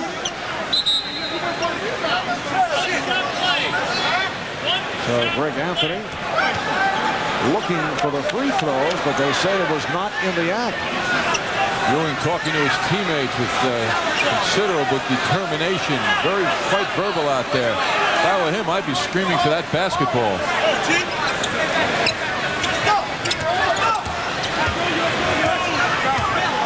We're just under 1 minute remaining in the third quarter. Starks with the step. Yes, and it counts. I've never seen Ewing so verbal. John Starks bursting down the middle. That's a Michael Jordan imitation. How he elevates, even with all those people around him. Foul called on Teagle. Well, we heard Knicks assistant coach Paul Silas talk about the fact that Patrick Ewing has become more emotional recently, and we just saw an illustration of that. Starks' three-point play has tied the game at 80. We see how the Lakers continually go to their resource. Reed gets the ball constantly. And hits again. He has 34. Lakers by 2. It has been the Sedal Freak Show here at the Garden over the first 3 quarters. And it's time running down to the third. 10 on the 24. Anthony picked up by Green. Ewing putting the move on Perkins. The basket would have counted, plus the foul, but Ewing will go to the line and shoot a pair. Foul committed by Perkins, his third. I don't mean to demean Sam Perkins because he's a terrific player, but he can't deal with Patrick Ewing. The Knicks not getting to the line nearly as much as the Lakers. And Ewing's teammates just don't seem to recognize that tremendous advantage Ewing has. Ewing is 6 for 7 from the line. Now Gerald Wilkins replacing Greg Anthony with John Starks. Played it very well. After 3, it's the Knicks 82, the Lakers 82.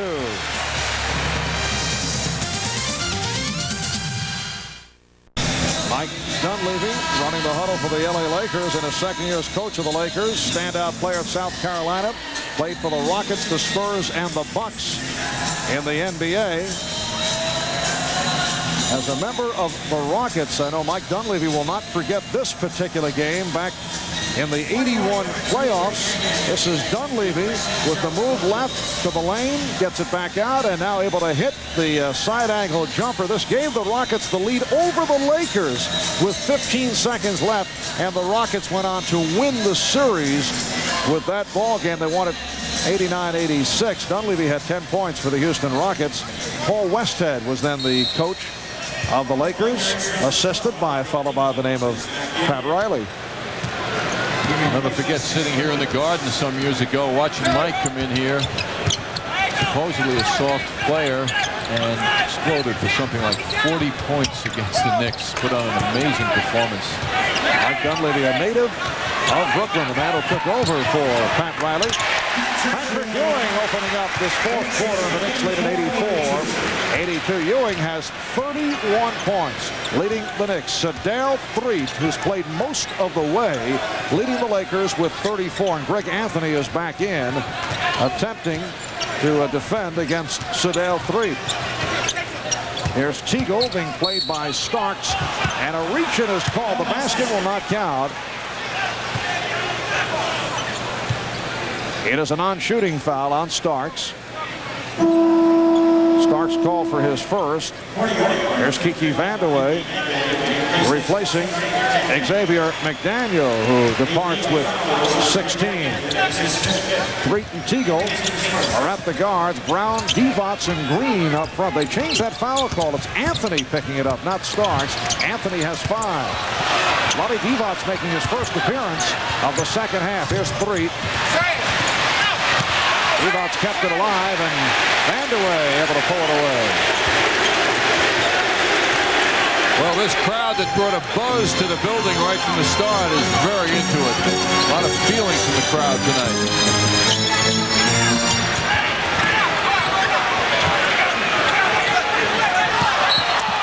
And Vandeweghe's pass could not be handled by Ewing.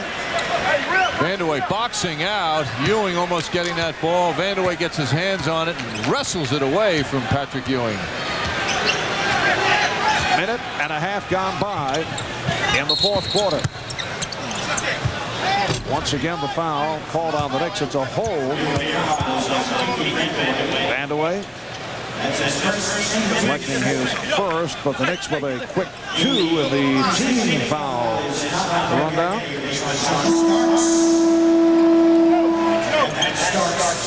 And, well, they changed that previous foul, originally called on Starks, and then they changed it to Anthony. Now it's back to Starks. So Anthony has 4. And Starks has won. Sedell Threep sitting down. And heard the applause from the crowd. Departs with 34. Teagle, Divac, Vandeweghe on the rebound, and he's fouled by Teagle.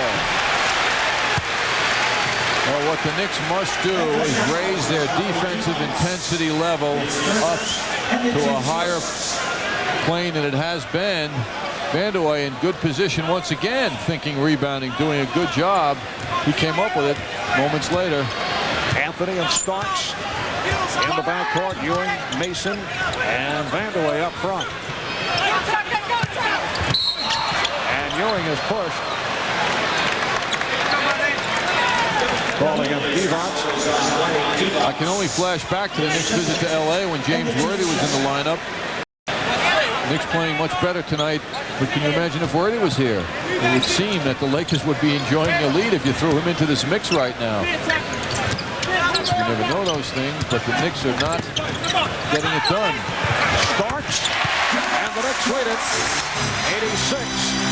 86-82.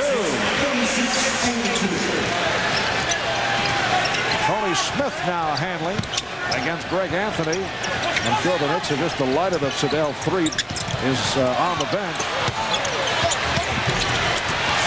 Good effort by Chucky Brown. Knicks lead is now 2.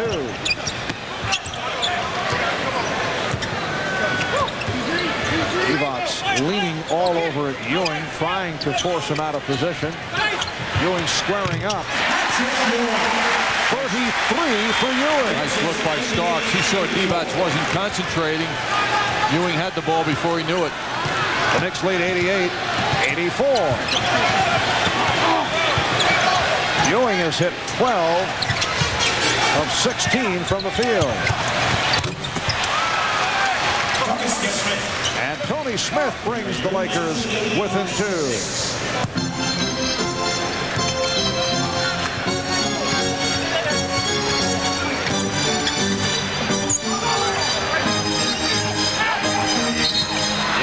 With another foul. Ewing is so angry that Greg Anthony did not give him the ball after the second look in. He still had good position, but Anthony passes up on him after the first pass doesn't work. Inside to Ewing, comes back. Good look at this now. Obviously trying to get it into Ewing. That was the second occasion of what I was referring to, but it took Ewing a while to cool down, though. Divac sitting down. Haley has come back. Here's Starks. Yes. The Knicks 90. And the Lakers 86. Starks with 11. Sedell Threep getting set to make his return.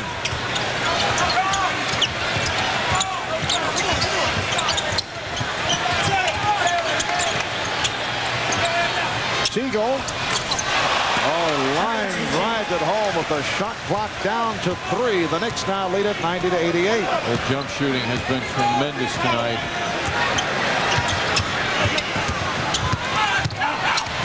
Ewing. Rebounded by Brown.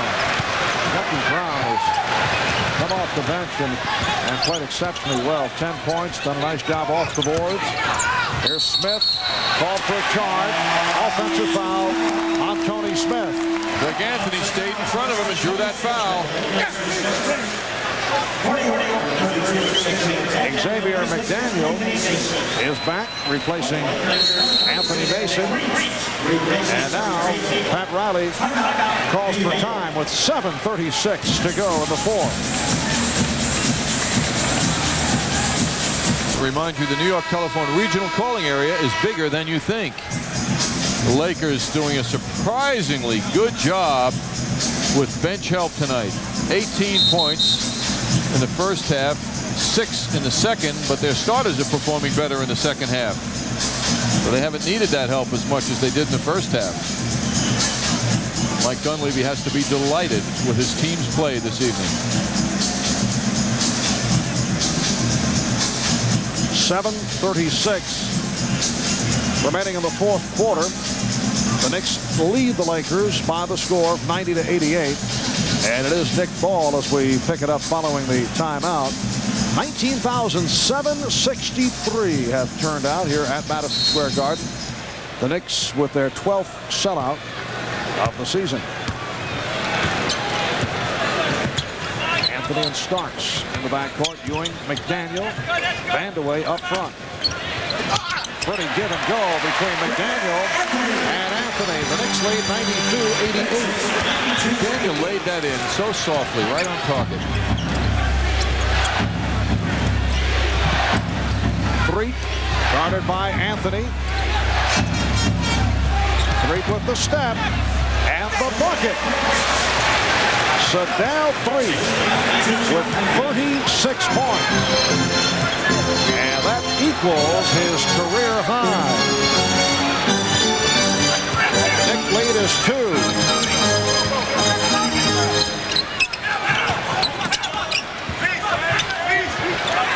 Shot clock at 4.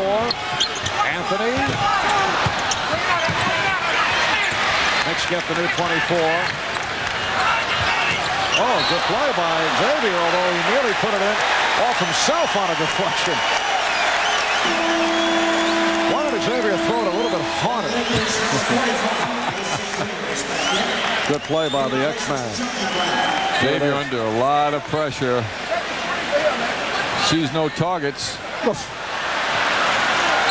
And that almost deflected from Teagle to McDaniel and would have been last touched by Xavier.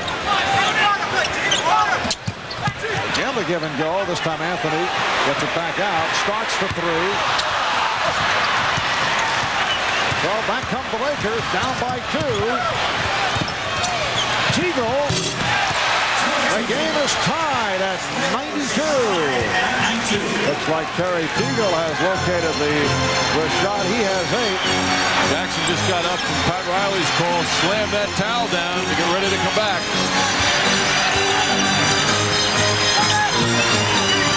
Ewing with the drop step. AC Green on the rebound. Their defensive rebounding is being done beautifully now. The Lakers are not allowing the Knicks second shots. Sadal Threet going around Greg Anthony. 38 points for Threet. It has been an extraordinary night for an unlikely source of the Laker offense. Sadal Threet in his 9th year out of West Virginia Tech. Shot clock at 5. Threet with the steal. Threet with the jump. He just pointed over to Magic after he hit that one. The Lakers lead it 96-92. Sadal Threet has hit the 40-point mark as the Knicks call for time.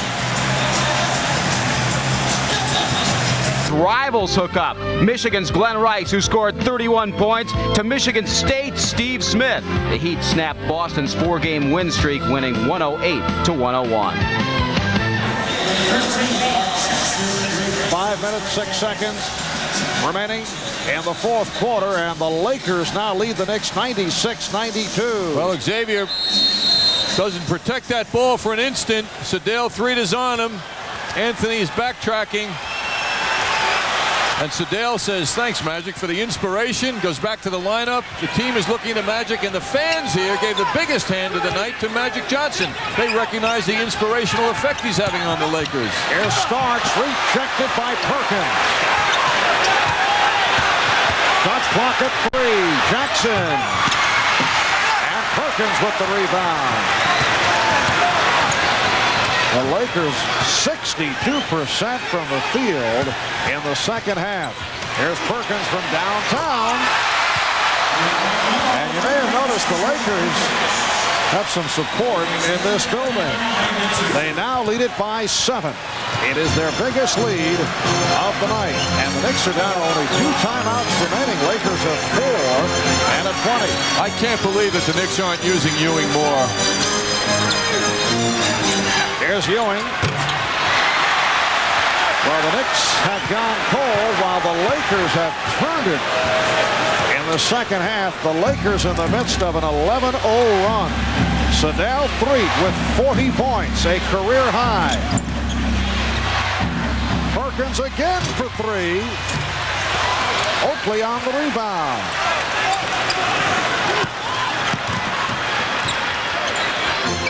Daniel posting up Teagle.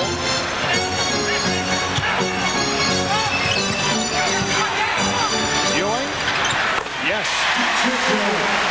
Well, Patrick Ewing has 35. The Knicks trail 99-94. 3:20 remaining in the fourth. Timeout called by the Lakers. We'll be back at the Garden in a moment. Los Angeles Lakers came into New York losing 11 of the last 13, record of 31-29, and they have really elevated to another level in this second half with the excellent shooting. Sedale Threet is having a career night, 15 of 20 from the field, 9 for 9 from the line for a career high of 40 points. And you know Mike Dunleavy would love to come out of here with the W to make it 2 out of 2 against the former Laker coach, Pat Riley. And for the Lakers, this is game 1 of what figures to be a very difficult 5-game Eastern swing. The road trip that continues tomorrow night in Atlanta, then Friday night at Cleveland. An 11-2 run by the Lakers. Threet again. He has 42, and the Lakers up by 7. 42% of their points. Remarkable. Well calculated, John. Ewing. Patrick Ewing will go to the foul line. Sam Perkins called for his 4th. Threet is having one of those dream nights as well. His driving, the Knicks have been unable to deal with, but the jump shooting has been spectacular, truly spectacular. And Pat Riley knows that you can't do much against a man who can shoot the ball like that on one of those nights. High game for the Knicks this season by an opposing player, Dominique Wilkins. Back in December, had a 52-point performance in a double overtime game. Sedale Threet with 42 points. So the Lakers lead it 101-96. 2 minutes and 50 seconds to go in the fourth. What a tough job for Mark Jackson. He had better get help and quickly.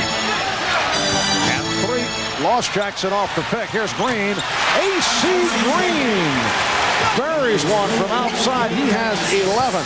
The Lakers 103 and the Knicks 96. The Lakers on fire here in the fourth. The Knicks have to be feeling like the Philadelphia 76ers felt last night against the Knicks, the way they're shooting the ball. The Lakers, that is so well. McDaniel, yes, and it counts. McDaniel will go to the line. He's cut it down to a 5-point lead. Foul on Teagle. Xavier's been quiet for a long while, but he rescues the Knicks momentarily with this beautiful move.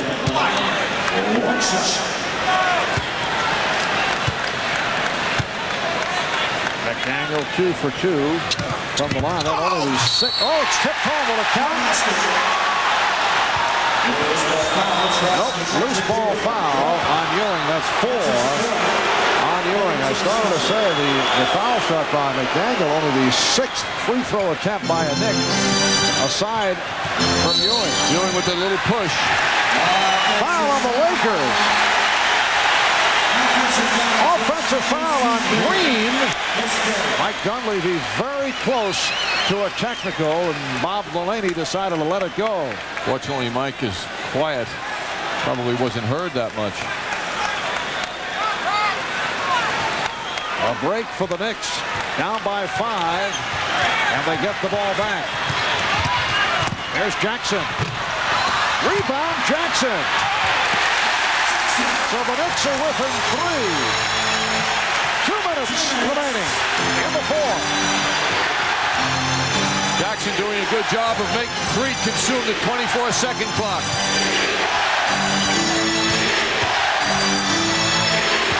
Teagle with 7 on the 24. Rebound Stark. And a foul. Loose ball foul against the Lakers. Foul on Tony Smith. Jackson not letting Freet get away from him. All of a sudden, the Lakers running out of time. Teagle gets the ball. Has got to get the shot up. Fortunately for the Knicks, he missed. And the Knicks are getting some calls down the stretch. It puts the Lakers over the foul limit. Starks 1 for 1 from the line. Byron Scott, the forgotten about man. He enjoyed many glory years with the Lakers, but Mike Dunleavy is moving along without him. Lakers led by as many as 7. The lead has been trimmed to 2. A 20-second timeout called by Los Angeles. A minute and 42 remaining in the fourth quarter. Well, the Knicks are back home on Saturday night going up against the New Jersey Nets. That will be an 8:30 start. Knick game night at 8 o'clock. The Knicks would certainly like to avenge the beating at the hands of the Nets at the Meadowlands by the score of 90-75 last week. And that will be Dick McGuire night. That'll be Saturday night here at the Garden. Nets very happy to get east of the Mississippi after their rugged West Coast trip as well.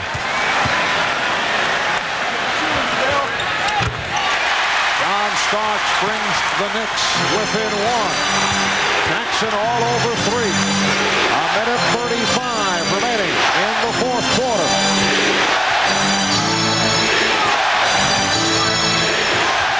Ewing got a piece of it. Jackson with the steal and calls for time.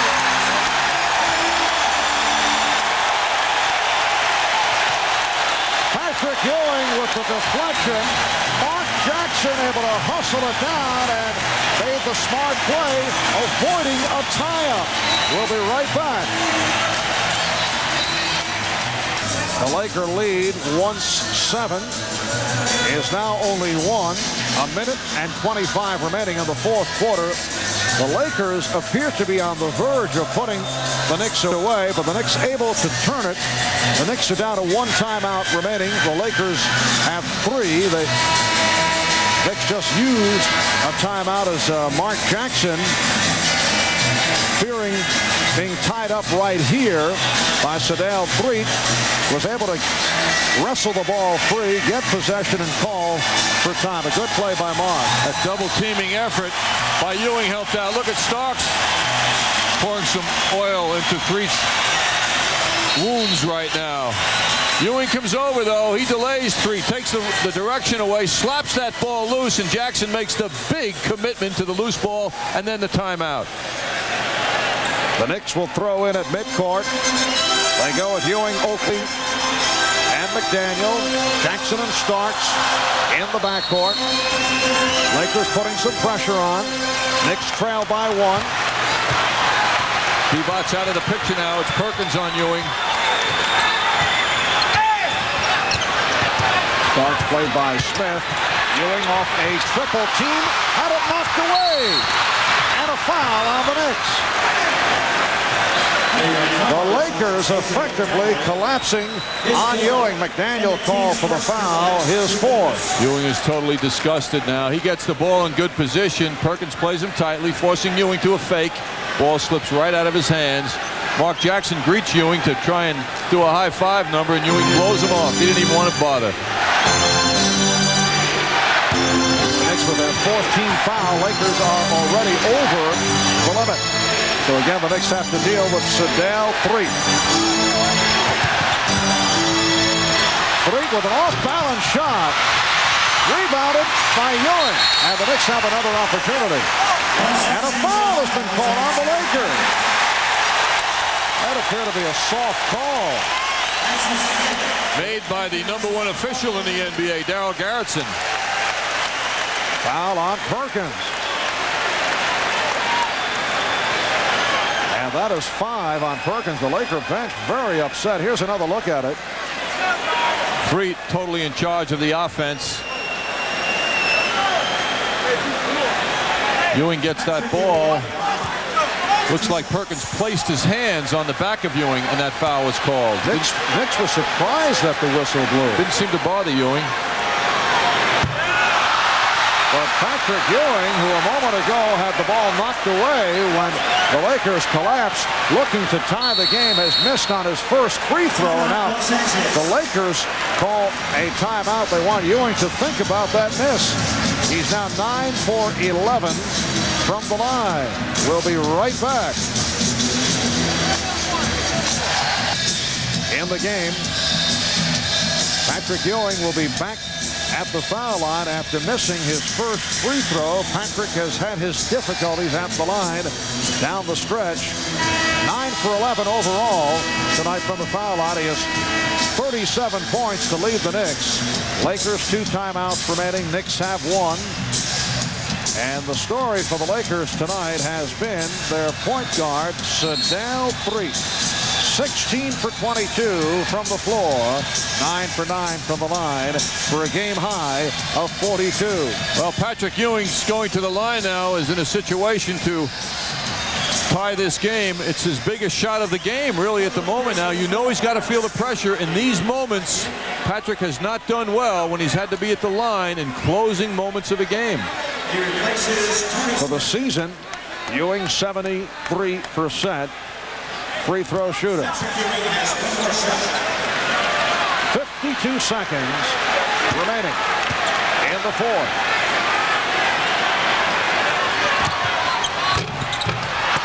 So he misses them both. The Lakers maintain a 1-point lead. 40 seconds remaining in the fourth. 8 on the shot clock. Perkins for Scott. Down to 3 on the 24. Perkins fires. Rebound Oakley. Another opportunity for the Knicks. 1 timeout left. Down by 1, and they use their final timeout. So 21 and 9/10 seconds to go in the fourth quarter, and the Knicks have 19 on the 24. We'll be back in a moment. Just took their final timeout. Lakers have 2 remaining. Lakers lead by 1. 21 seconds remaining in the fourth quarter, and the Knicks with 19 on the shot clock. Knicks have worked so hard to get back into a game that looked like it was sliding out of the team's hands. But now, with ample opportunity to take the lead, they have faltered. And yet, they're still alive with more than enough time to get a good shot at the basket. This will require good decision-making and good ball handling. The variety of options is tremendous, starting with Patrick Ewing, who continues to enjoy a height advantage out there. Patrick Ewing rolling along, having an excellent game with 37 points, but down the stretch, received the ball in the middle, and off the double and triple team, he lost possession and then went to the line with a chance to give the Knicks the lead and missed both free throws. If I were Mike Dunleavy, I'd have Divac out there, a 7-footer on Ewing right now. He can deny Ewing the pass much better than Perkins can. Xavier McDaniel will put it in play.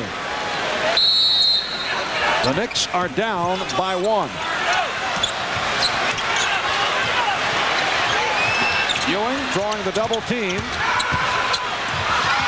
And the pass saved by Starks. And we get a whistle, a foul on the Lakers. Mike Dunleavy in a rage.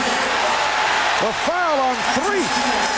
I think they'll give Mike some room to react, because he had just seen a horrifying call against his team. Hank Armstrong, the man who made the call, here it is. Well, Freak gave him the elbow. Looked like he gave Starks the elbow.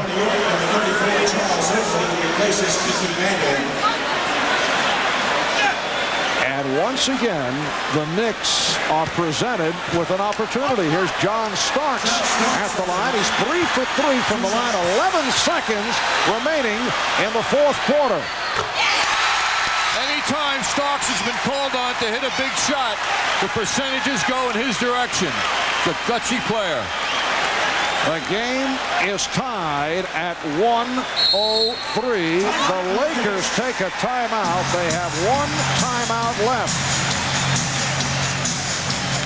11 6/10 seconds remaining.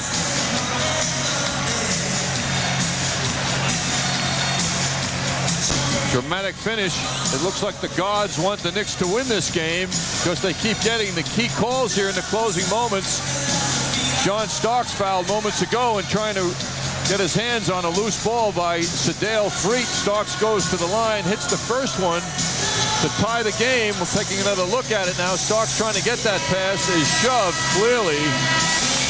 And of course, when you see that angle that the officials saw, you wonder why Mike Dunleavy was arguing so much. Looked to be a good call as we check it out again, but Dunleavy's, I'm sure from his point of view, he feels they're just not getting the calls here down the stretch.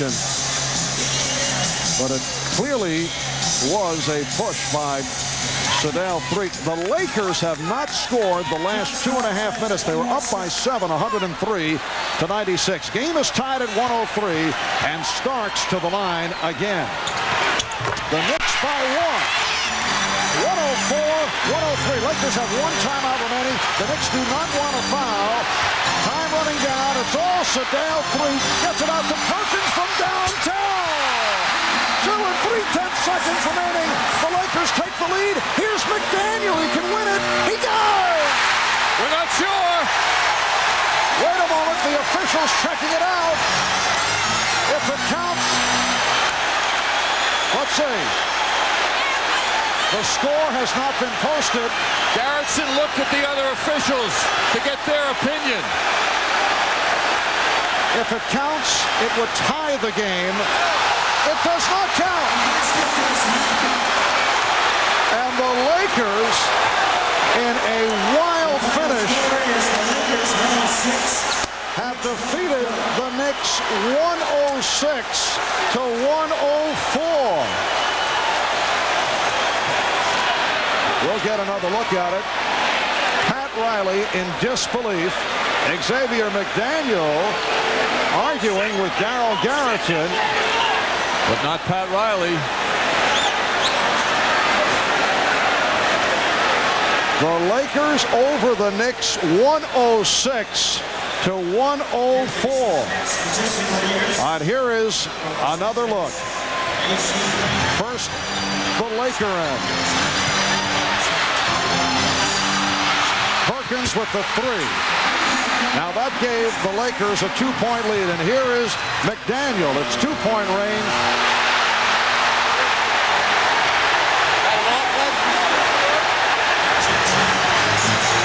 Darryl Garrettson under the basket had to look to the other officials for their opinion. He couldn't tell. We have to get another look at that. It looked to be, if you use as the guideline the clock in the lower portion of the right-hand portion of the ball has to be out of Xavier McDaniel's hands. And it was a good call. Looked to be a good call. How about the shot of Perkins? Daniel got it off as quickly as he could. The official under the hoop asked for the opinion of the other officials. We're talking split seconds here. But it appeared to be the correct call. And the Knicks have been beaten by the Lakers 106-104 in a dramatic conclusion here at the Garden. The Lakers sweep the season series from the Knicks. We'll be back to recap in a moment. Garden does not fall the Knicks' way. The Los Angeles Lakers, using a last-second three-pointer by Sam Perkins, set the stage for some definite drama with the final 3 seconds ticking away. You'll have a chance to watch it now one more time. This is after Perkins has connected. Jackson for McDaniel. 1 to go. Half a second to go. Still in his hand, right there. Well, it took a replay that is slowed to its absolute slowest to detail what I think is quite definitively the fact that Xavier McDaniel did not get the shot off in time. The three officials, led by the head official in the NBA, Darryl Garrettson, talked it over, and then no good. Xavier McDaniel collapsed in a heap at center court, couldn't believe it. Mark Jackson standing there. The Lakers were jubilant. These are tough times for this team, and a very exciting, emotional night at Madison Square Garden. Pat Riley going up against his former team. Magic Johnson seated in the front row. Sedale Threatt throwing up a career-high game, and it came down to the last shot of Xavier McDaniel. It should be noted that in this strange season for McDaniel, he made the clutch shot just a tenth of a second too late. So it goes down as a 106-104 victory. Detailing the last few minutes, it was remarkable. 3 minutes to go, Lakers by 7, 99-92. Then a three-point play by Xavier McDaniel, a hoop by Mark Jackson and an offensive rebound, and a 6-0 run by the Knicks, capped by 2 John Starks free throws, made it 103-102. Mark Jackson stole the ball. Patrick Ewing missed a couple of free throws. Sam Perkins missed. Sedale Threatt committed a strange foul in the corner of this game in the last 3 minutes, had a little bit of everything. We'll take a look now at the Jeep and Eagle leading scorer summary. As always, brought to you by your Tri-State Jeep and Eagle dealers, Advantage Jeep and Eagle. As I said, a career-high game by Sedale Threatt. 42 points. Sam Perkins right behind, but a quiet second half, 21 points. The big three was the winning shot for the Lakers. Green 11, Chucky Brown had 10, Terry Teagle in an impressive shooting fourth quarter by the Lakers. Let's take a quick look at the Knicks. Patrick Ewing with 37 points. He was awesome. Missed a couple of free throws that could have given the Knicks a lead in the last minute of play. Xavier McDaniel 18, John Starks off the bench for 15, and Mark Jackson with 12. Joining me now is Sam Perkins, who hit the winning shot. Sam, this was a game when I look at the emotion, I can only imagine how bad the Lakers need every victory at this point. Yeah, we need everything because of the fact that so many things are happening to us, and over and over again, that same old story. But if we held our poise here and stayed with them and not let them, get easy baskets, we had a good chance. Sam, lots of emotions flying around in this game. You guys need to win. Pat Riley's at the other end of the floor. Magic's in the front row. Last time at the Forum, the Knicks were embarrassed. How did it all come together as far as the emotion on the floor? Well, emotion was there, I think on both parts because of the fact Pat Riley and the Lakers and so on. But I think overall, the players, my teammates, we had so much adrenaline going that we stayed in it, and the emotion just carried us. And with Magic here and all that, there was a lot of hype. But coming into the Garden, no one even thought we would do it, but we stayed with it. Personally, you were able to hit from distance at a time when it counted most. What were you thinking when the ball popped into your hands, clock ticking down? Well, I thought Sedale was going to shoot it, and I was going to go to the boards, but I saw him stop the dribble, and I was hesitating to either take the two or step back. But right there, he hesitated, and I didn't know what to do, but I stepped back, and I said, hey, I'm that far out, I might as well shoot the three, and just went in. Now, Sedale had a night to remember. I mean, you guys see him day in and day out. What went on today? Well, the thing is, I didn't even know, when I came out the game for a sec, I didn't realize he had 34 at the time when I was out sitting on the bench, and I was realizing that he was just scoring at will. He penetrated, created a lot of things, and we kept Ewing outside to make sure that he couldn't get a piece of him. But at the same time, Sedale took it in his own hands, and he created a lot of shots. And everybody's speculated about him, but filling the shoes for Magic. But he's done a great job for himself personally, and it's a hard thing to fill in those shoes and plus run a team and the deficit we're in. Hey Sam, great game. Thanks a lot. Thanks. All right, let's go inside to Pat Riley's press conference. It was a hell of a game. Our guys played hard, and it's just unfortunate that tonight we run into a team that's just blistering it from the perimeter, and Sedale just had a career game for himself. He was just awesome. We put 4 defenders on him, and he was in a rhythm. We tried to blitz him. We tried to do a lot of different things to him, and he just had a great game, and went down to the wire, came down to one or two shots, and so it's frustrating from that standpoint. But our guys, they worked hard to get the win, but it's one of those nights. In spite of the loss, you have to be real satisfied with Jackson stepped up, especially for a 5-minute stretch. He just basically took over. Mark got into him defensively. He took the challenge, late in the fourth quarter, and you know, had we had that kind of pressure on him, I think, you know, earlier in the game, maybe he would not have had that many shots. But everybody had their opportunity. You know, Mark did a great job. Were you surprised Perkins went for a 3 there at the end? Were you expecting something else? No, we talked about it during the timeout. We thought, you know, once Mike called the timeout on the free throw, they were probably going to come, you know, right off of the free throw. And Siddell had, it looked as though he had Mark a little bit on his hip. Patrick came to help, and, you know, and that was it. You know, I saw that same shot in the first game of the playoffs last year in Chicago, you know. You got a good look at it. Patrick came running at him late, but, you know, he just knocked it down. Coach, did you think Xavier's shot went in? And then I don't know. I was really looking at the clock the whole time. You know, it may have been the closest call. I don't know.